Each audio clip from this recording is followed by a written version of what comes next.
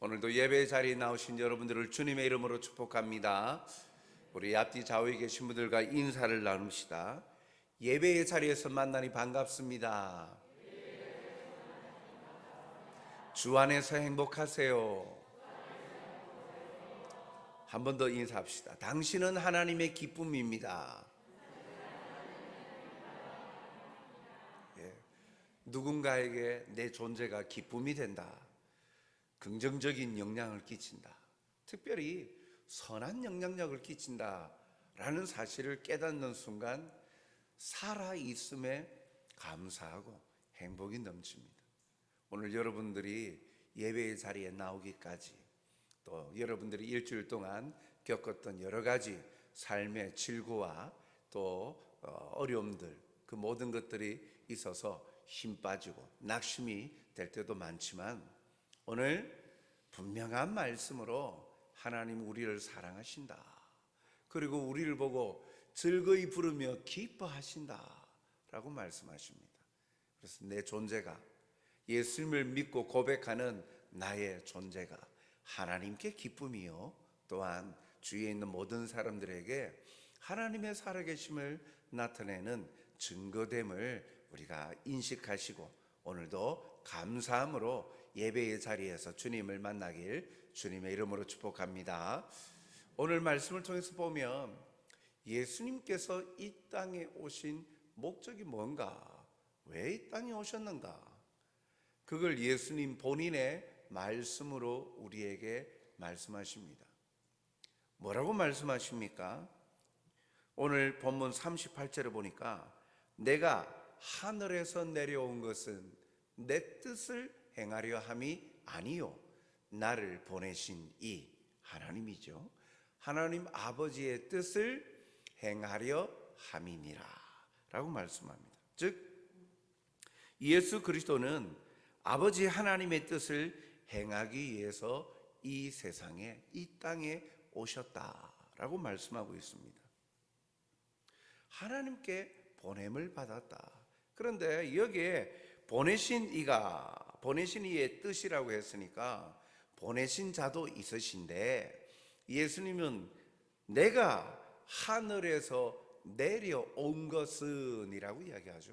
즉 이 땅에 임하시는, 육신의 몸을 입고 이 땅에 오심이 억지로 예수님이 오신 것이 아니라 아버지 하나님의 보내심이 있었지만 동일하게 예수님도 자원하는 마음으로, 그 아버지와 동일한 마음으로 함께 이 땅에 왔다라고 말씀을 하십니다. 그래서 이 땅에 내려온 목적이 뭐냐? 자기 자신의 뜻을 이루려 하시는 것이 아니라 바로 아버지 하나님의 뜻을 이루려고 이 땅에 오셨다라고 말씀을 하고 있죠. 그러면 그리스도를 이 땅에 보내신 아버지 하나님의 뜻이 무엇입니까? 오늘 본문들을 통해서 우리 함께 같이 살펴보고자 합니다. 39절 말씀을 보면 나를 보내신 이의 뜻은 아버지의 뜻은, 아버지 하나님의 뜻은, 나를 이곳에 보내신 아버지 하나님의 뜻은 먼저 내게 주신 자 중에 내가 하나도 잃어버리지 아니하고, 하나님께서 예수님에게 맡겨주신 생명이 있다 라고 말씀하시죠. 예수님에게 주신 자는 누구입니까? 하나님이 장세전부터 택하신 하나님의 백성을 말합니다. 하나님의 백성을 말하죠. 사람이 자신의 생명이나 행복을 지킬 수 없는 이유가 무엇입니까? 그것은요, 무서운 죄의 세력 때문이죠. 죄 때문입니다. 죄를 해결하지 못하면 인간 스스로가 행복하고 행복한 결말을 맞이할 수가 없게 되었어요. 죄로 말미암아 죄의 삭은 사망이고 영원한 저주가 있기 때문이죠.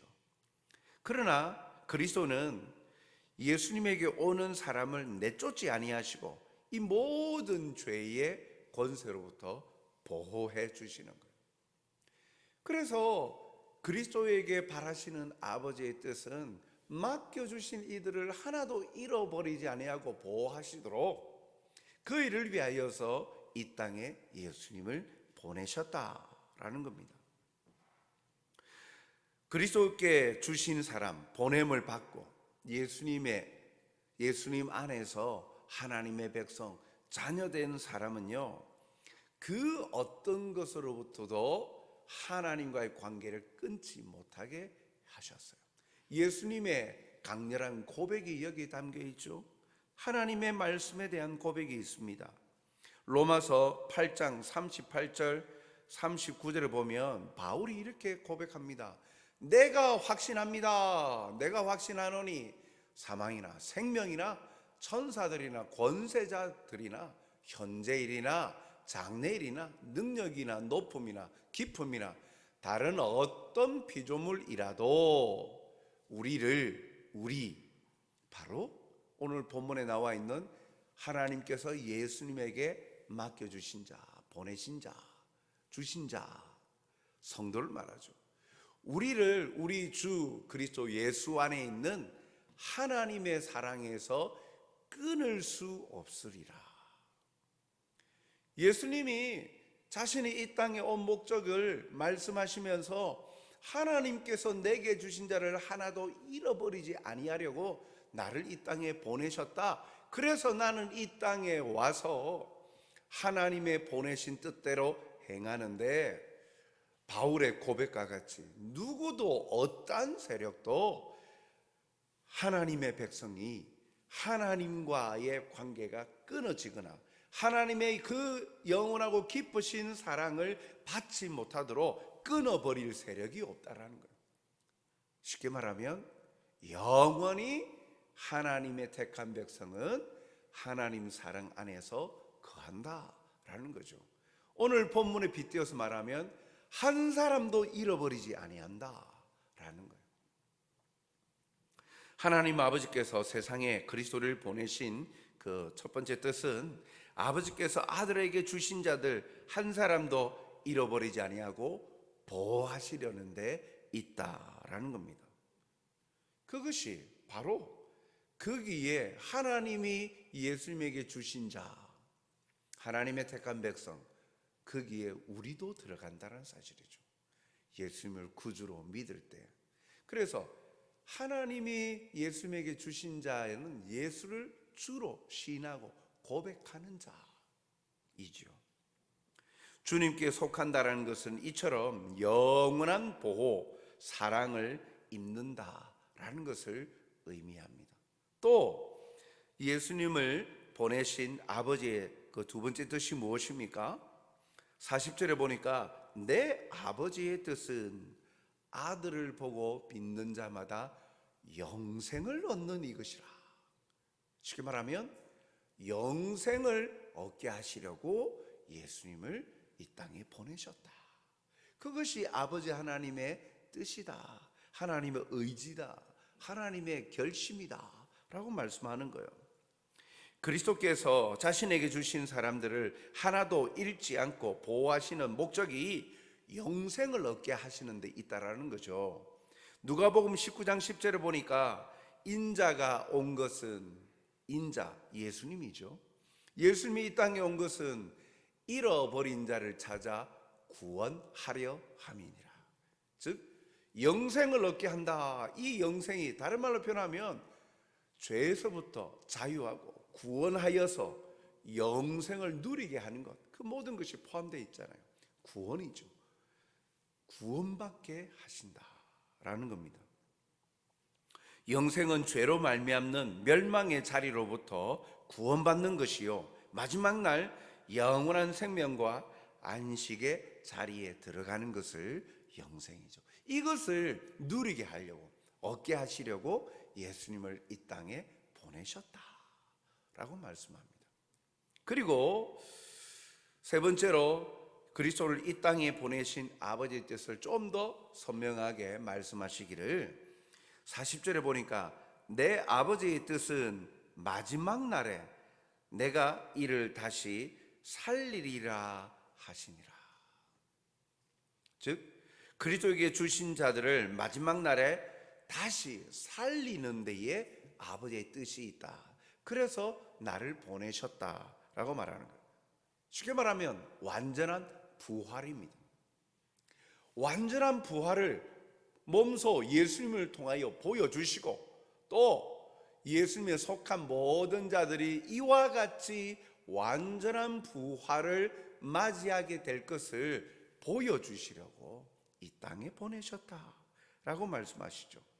그래서 우리 또한 주님 재림하실 때 영화로운 몸으로 부활하게 될 것입니다.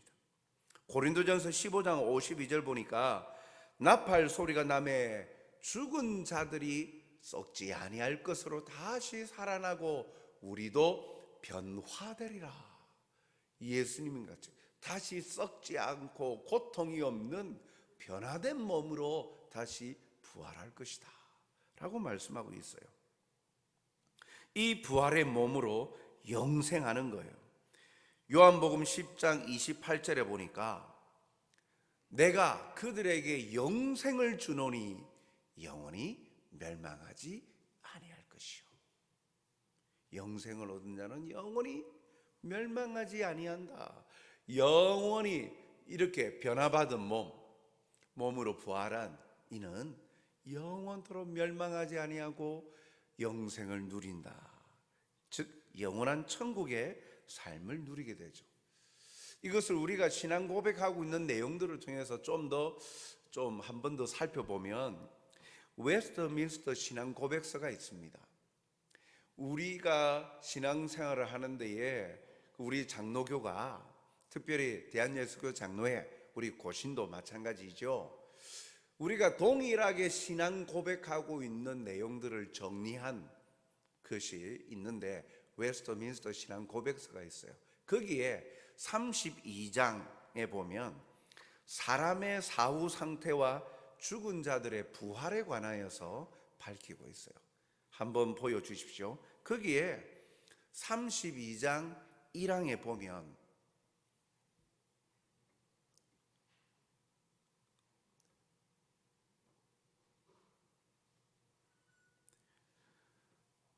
사람의 사후 상태와 웨스트민스터 신앙 고백서에 이 내용이 담겨 있습니다. 준비가 안 됐습니까? 그러면 제가 읽겠습니다.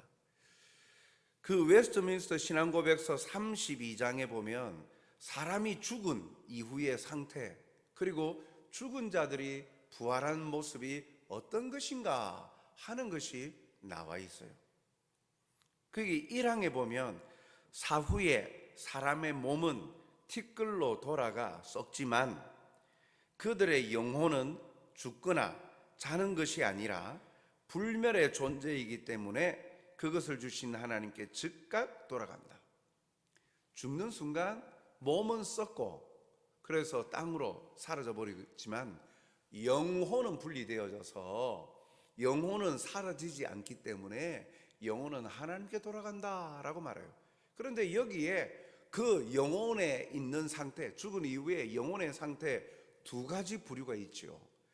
그러니까 의인들과 악인, 즉 예수님을 믿는 하나님의 백성의 상태와 믿지 않는 자의 상태가 달라요. 의인들의 영혼은 거룩하여 완전하여 졌기 때문에 지극히 높은 하늘로 영접을 받아 그곳에서 몸의 완전한 구속을 기다리면서 빛과 영광 중에 계시는 하나님의 얼굴을 뵙는다. 하나님께로 의인의 영혼, 예수 믿는 사람들의 영혼은 하나님께로 인도함을 받아서 영광 중에 하나님과 교제한다는 거예요.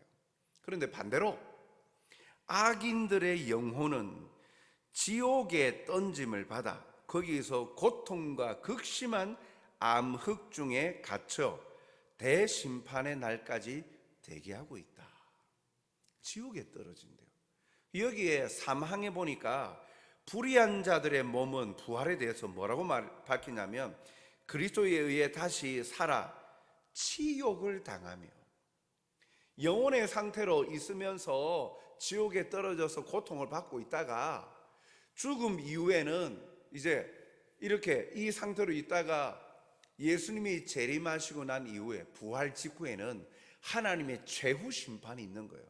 이 죽은 자들이 다 몸을 다시 입어요. 그런데 영원히 변하지 않는 몸, 썩지 않는 몸이에요. 그런데 이 악인들은 이 몸과 다시 부활하고 난 다음에는요, 영원토록 치욕을 당한다. 고통이 사라지지 않는 영원한 벌, 영벌의 자리에 거한다라고 해요. 그리고 의인들의 몸은 그리스도의 성령께서 다시 살리셔서 존귀하게 된다. 그리하여 그리스도의 영화로운 몸과 같이 같아진다 라고 말하고 있어요. 대교리 문답에도 보면 이러한 부활을 맞이한 직후에 최후의 심판이 있고, 그 의인은 천국으로 올라가서 영원한 영광을 누리고 하나님과 교제하지만 악인은 지옥으로 떨어져서 영원히 말할 수 없는 고통의 형벌을 받는다라고 말하고 있어요. 그리스도께서 주신 이 사람들은요, 이와 같이 마지막 날에 모두 영생의 부활을 하여서 영광의 자리에 천국에서 하나님과 영원토록 고통 없이 즐겁고 감사함으로 살아가게 하신다. 그것을 알게 하시려고, 그래서 죽은 자들을 다시 살려서 이 영생의 부활을 얻게 하시려고 예수님을 이 땅에 보내셨다라는 거예요. 그러한 하나님의 뜻은 일말에도 어떠한 잘못된 생각이나 그런 판단이 없으신 선하시고 기뻐하시고 온전하신 뜻이다 라고 말하죠. 로마서 12장 2절을 보니까 하나님의 선하시고 기뻐하시고 온전하신 뜻이, 하나님의 뜻은 항상 선하신 거예요. 악함이 없어요. 하나님의 뜻은 항상 기쁨을 주시는 거예요. 그리고 불완전하지 아니하시고 완전하시다라는 거예요. 이러한 뜻을 가지시고 예수님을 이 땅에 보내셨다.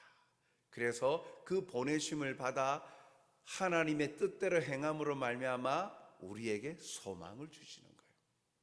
그래서 우리도 죄로 말미암아 죽게 되었지만 죽음이 끝이 아니라 죽음 이후에 이러한 영생, 영원한 그 영광의 몸으로 부활을 하여서 영광의 자리에 이르게 하신다. 그래서 심판날 하나님을 대항한 천사들과 하나님을 믿지 않는 사람들을 심판하는 자리에 함께하게 하신다라고 말씀하시는 거예요. 그러면 이러한 목적을 가지시고 예수님을 이 땅에 보내셨는데, 그러면 이러한 우리를 향하신 하나님의 뜻은 어떻게 알 수 있고 그 뜻은 무엇입니까? 예수님을 이 땅에 보내신 그 뜻은 우리가 이렇게 설명하니까 우리가 영생을 얻고 구원받아서 영생을 누리게 하시려고, 죄의 고통에서 자유케 하시려고, 우리를 보호하시려고 이렇게 보내셨다라는 것을 알겠는데, 그러면 그 뜻을 우리가 어떻게 압니까? 그리고 우리를 향하신 하나님의 뜻이 무엇입니까? 그것을 알아야 그 뜻대로 살죠. 먼저 우리를 향하신 아버지의 뜻을요, 어떻게 압니까? 말씀과 성령을 통하여 알 수 있습니다. 로마서 2장 18절에 보니까 율법의 교훈을 받아 하나님의 뜻을 알고 지극히 선한 것을 분간하며. 율법의 교훈, 말씀이죠. 말씀을 받아 하나님의 뜻을 안다. 말씀을 통해서만 하나님의 뜻을 안다는 거예요. 그런데 이 말씀을 누가 기록하셨어요? 성령님 아닙니까? 성령님께서 이 말씀을 기록하셨잖아요. 성령의 감동하심으로 말씀을 기록하였죠. 즉 우리가 하나님의 뜻을 어떻게 알 수 있느냐? 말씀과 이 성령을 통하여서 우리가 깨닫고 하나님의 뜻을 알게 되어진다라는 것이죠. 고린도전서 2장 10절에 보니까 오직 하나님이 성령으로 이것을 우리에게 보이셨으니 성령은 모든 것 곧 하나님의 깊으신 것, 하나님의 뜻이죠. 생각이죠. 하나님의 깊으신 것까지도 통달하시느니라. 성령님이 하나님의 깊으신 뜻, 생각, 모든 것을 아시는 거예요. 꿰뚫고 계시는 거죠. 그러니까 성령으로 우리에게 보여주셨다. 그러니까 성령을 통하여서 우리가 하나님의 뜻을 깨닫게 되어지는 거죠. 그래서 우리가 성령 충만해야 되는 이유가 바로 여기에 있는 거예요. 성령의 지배와 다스리심을 받아서 성령께서 말씀을 깨닫게 해주셔야 우리는 비로소 알게 되는 거죠. 영은 영으로서 분별할 수 있는 거예요. 성령께서 하나님의 뜻, 영이신 하나님의 뜻을 보여주셔야, 깨닫게 해주셔야 우리가 깨닫게 되어지는 것이죠. 하나님을 믿지도 아니하고 성령을 받지도 아니한, 그래서 성령을 받지 않았다는 것은 예수님을 구주로 고백하지 않는 사람들, 거듭나지 아니하는 사람들, 아무리 성경 연구해 보십시오. 숨겨진 하나님의 뜻을 발견하는가요? 못해요. 글로 적혀진 건데 이거 그냥 문법 연구하고 쭉 읽어보면 그 뜻을 알 수 있지 않을까요?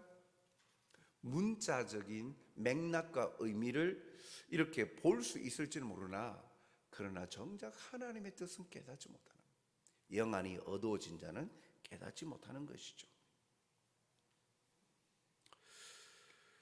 그렇기에 우리는 우리를 향하신 아버지의 뜻을 말씀과 성령을 통하여서 우리가 깨닫고 알 수가 있는 거예요. 그래서 성령의 사람, 성령 충만해야 되는 거예요. 성령 충만을 구해야 되는 이유가 우리 인생의 분명한 목적대로, 우리를 향하신 뜻대로 살아가기 위해서는 성령 충만을 구해야 되는 거예요.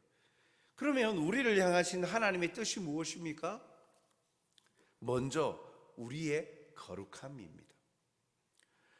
데살로니가전서 4장 3절에 보니까 하나님의 뜻은 이것이니 너희의 거룩함이라 곧 음란을 버리고. 하나님의 뜻은 이것이니 너희의 거룩함이라. 즉 이것은요, 우리의 삶의 방향을 가르쳐 주죠. 우리의 삶의 방향은 세상 풍조가 아니라 거룩하신 하나님을 닮아 세상과 구별된 삶을 살아가는 것이죠. 그것을 거룩이다 라고 이야기하죠.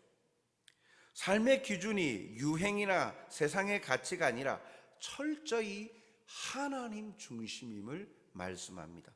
레위기 11장 45절에도 나는 너희의 하나님이 되려고 너희를 애굽 땅에서 인도하여 낸 여호와라. 내가 거룩하니 너희도 거룩할지어다. 거룩하신 하나님의 백성이니 너희도 나를 닮아 거룩한 백성이 되어라. 거룩한 삶을 살아라. 그래서 거룩을 추구하는 것, 거룩을 삶의 목표로 삼고 살아가는 것, 너희의 거룩함이에요. 이것이 우리를 향하신 하나님의 뜻이에요. 하나님을 닮아 거룩한 삶을 사는 것, 세상을 닮아가지 아니하고 세상을 좇지 아니하고 하나님 중심의 삶을 살게 하는 것이다 라는 것이죠. 둘째로는요, 항상 기뻐하고 쉬지 말고 기도하고 범사에 감사하는 것이 우리를 향하신 하나님의 뜻이다 라고 말씀하세요. 그리스도 예수 안에서 너희를 향하신 하나님의 뜻이니라. 이것은요, 우리의 삶의 자세를 말하죠. 항상 범사에 잊지 않고 깨어서 살아갈 삶의 자세를 우리에게 가르쳐 주고 있어요. 이것은 오직 그리스도의 관계 속에서 가능해요. 다시 한번 말씀 비춰 주십시오. 데살로니가전서 5장 18절 마지막 부분에 보니까 이것이 그리스도 예수 안에서, 이 하나님의 뜻이 우리에게 항상 기뻐하고 쉬지 말고 기도하고 범사에 감사하는 것, 항상 쉬지 말고 범사. 모든 24시간 아닙니까? 모든 상황과 영역을 말하지 않습니까? 우리를 애워싼 모든 환경에서 잊지 말아야 될 것, 하나님의 뜻이라는 거죠. 그 뜻을 이루어 가기 위해서는요, 바로 예수님과의 관계, 우리의 삶의 자세는 예수 그리스도 안에서, 그리스도 안에서 교제하는 거예요. 그 하나님 뜻을 이루어가는 것이죠. 즉 우리를 향하신 하나님의 뜻은 주님과의 관계 속에서 항상 잊지 않고 모든 영역에서 그 뜻을 이루어가는 것, 그것을 우리에게 원하신다라는 거예요. 즉 그리스도를 떠나면 하나님의 뜻을 망각하게 되는 거예요. 하나님 뜻대로 살지 못하는 거죠. 주님과의 관계가 멀어지면, 주님과의 관계가 멀어지고 상관없이 사는 삶에는 하나님의 뜻을 이룰 수가 없는 거예요. 하나님의 뜻을 이루기 위해서는 예수 그리스도 안에 있을 때 하나님의 뜻을 자각하고 깨닫고 그 뜻을 그 뜻을 발견하고 이루어 갈 수 있는 것을 말씀하죠. 오직 예수님 안에서 교제할 때만이 이것이 가능해지고 이것을 누리게 되죠. 그리고 마지막으로 우리를 향하신 하나님의 뜻은요, 선을 행함의 용기를 바라십니다. 베드로전서 3장 17절에 보니까 선을 행함으로 고난을 받는 것이 하나님의 뜻일진데 악을 행함으로 고난 받는 것보다 나으니라. 삶의 태도예요. 항상 우리는 삶을 통하여서 선을 행하는 자가 되어야 돼요. 선을 행하는데 이해득실을 따지지 말래요. 이렇게 선을 행했다가 하나님이 기뻐하시는 선을 행하는 것, 우리의 삶에 선한 영향력을 끼치고 사는 것, 이것이 우리를 향하신 하나님의 뜻이라고 하였는데, 나만 누리는 게 아니라 더 나아가서 선한 영향력을 끼치고 행하며 살기를 하나님은 원하시는데, 그것이 뜻인데 그렇게 했다가 내가 고난받을까, 내가 피해를 입을까 두려워하지 말라는 거죠. 선을 행하는데 용기를 가지고 선한 영향력을 끼치고 행하는 것, 그것이 하나님의 뜻이다라는 거예요. 매일 매 순간 예수님에 대한 신뢰와 복종을 나타냄이 진정한 믿음이죠. 믿음을 기초로 할 때 초월적인 이 용기 있는 행동을 하게 됩니다. 신뢰한다면 굴하지 아니하고 고난과 피해가 예상되어져도 하나님의 뜻대로 선한 행동을 하는 것, 그것은 하나님을 향한 믿음이 전제되어야 가능한 것입니다. 어떤 상황에도 굴하지 않고 선을 행할 수 있는 초월적인 담대함과 용기, 믿음으로 말미암죠. 그래서 이 믿음을 중심으로 삶의 영역 속에서 살아가기를 바라시는 것, 선을 끼치며 행하는 것, 그것이 하나님의 뜻이다라고 말씀하고 있습니다. 정리하면 우리를 향하신 하나님의 뜻은요, 하나님을 닮아가는 삶을 살기를 원하시는 거예요. 그 안에 모습이 거룩이요, 또한 주님과의 관계 속에서 떠나지 아니하고 선한 영향력을 행하는 것이 포함되어 있는 거예요. 사랑하는 성도 여러분, 욜로라는 말을 들어보셨죠? 신조어들이 영어에 한 번뿐인 나의 인생, 당신의 인생이라는 이것을 영어의 표기에 앞 이니셜만 따가지고 욜로족이라고 하는데, 그것이 사실은 지금 우리가 살아가고 있는 시대의 한 단면을 보여주고 있어요. 한 번뿐인 인생을 충분히 즐기며 살아라는 거죠. 현재에 집중하는 것을 말합니다. 현재에 집중하는, 특별히 이 욜로라고 할 때 욜로족이라고 이 사상과 정신을 가장 많이 영향을 받는 세대가 요즘 말로 하면 MZ세대예요. 20, 30대. 그래서 40대 이전에 열심히 벌어가지고 40대에 이미 파이어. 자기 그냥 퇴직하고 자기 인생을 즐기는 거예요. 아니 심지어 MZ세대는 나중까지 갈 필요 없다는 거예요. 지금 있는 대로 즐기라는 거예요. 그래서 삶의 문화적인 수준이 우리 부모 세대와는 전혀 다르게 굉장히 높습니다.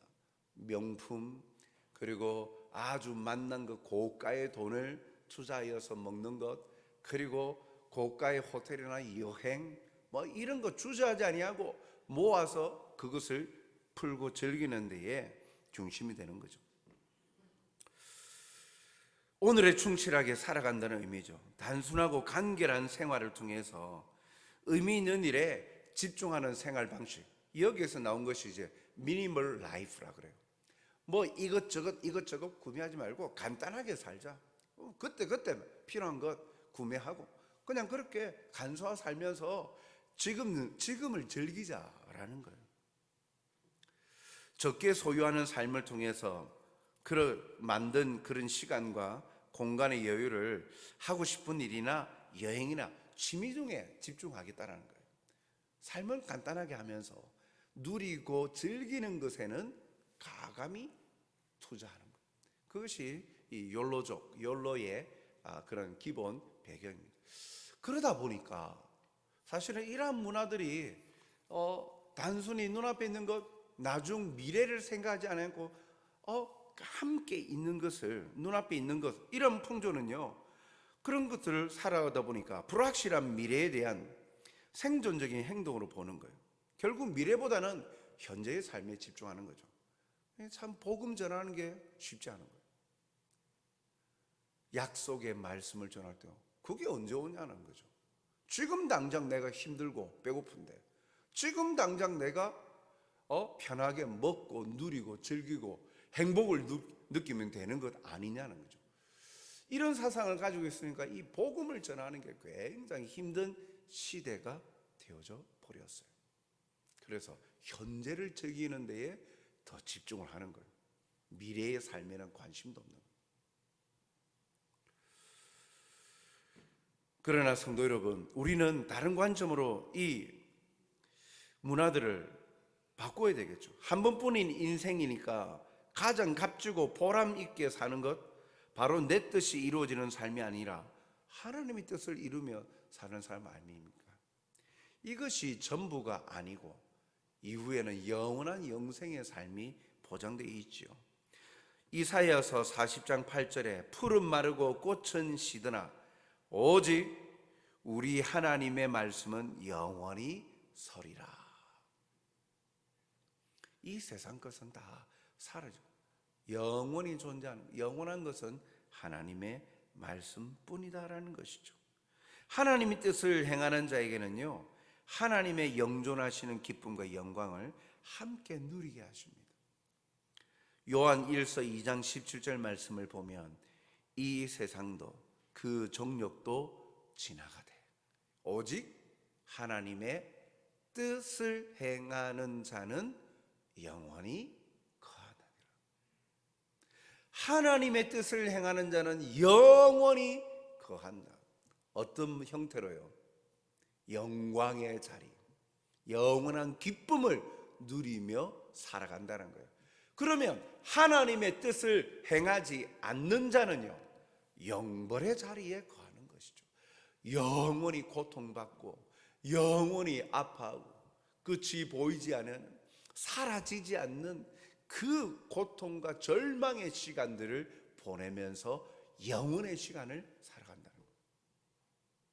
사랑하는 성도 여러분, 그렇게 우리는 하나님의 뜻을 행하는 자가 복된 것이죠. 하나님의 뜻을 이루는 인생이 된다는 것, 그것은 우리가 누리고자 하는 것, 지금 당장 즐기고자 하는 것을 포기하고 절제해서 뭔가 손해보는 것 같아도 절대 그렇지 않다는 것. 하나님의 뜻을 행하는 자는 영원히 거한다. 영광의 자리에 영원토록 거하게 하신다는 것. 이것을 보여주시고 이 영생의 비밀을 깨닫게 하시고 예수님을 이 땅에 보내셨다라고 말씀하십니다. 이 예수님을 영접하고 믿는 모든 자에게는요, 이 땅에서도 영원토록 누릴 영생의 기쁨을 맛보게 하십니다.